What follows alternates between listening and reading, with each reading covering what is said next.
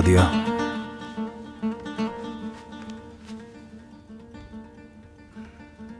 मैं तुमसे माफी चाहता हूं उन सब बातों के लिए जो मैंने खाने की दावत देते हुए कही।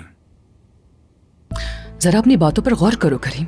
तुम्हारे अल्फाज ना सिर्फ तकलीफ देते बल्कि उनमें तोहमत भी थी, जैसे कि हमारी शादी में पैदा होने वाले सारे मसाइल की जिम्मेदार सिर्फ मैं हूं। और इस तरह से पहली दफा बात की है तुमने। हाँ, मैं जानता हूं, लेकिन सादिया, सेनान के पैदा होने के बाद से तुम वाकई बहुत बदल गई हो। एक बहुत बड़ा बदलाव आया है तुम्हारे अंदर, यहां तक कि गेट टुगेदर्स और बाकी चीजों में भी तुमने हिस्सा लेना छोड़ दिया।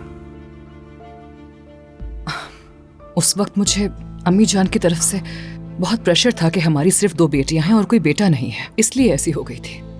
उन्होंने मुझे ऐसा फील करवाया जैसे मुझसे कोई बहुत बड़ा गुनाह हो गया है कि मेरे यहां बेटा नहीं है।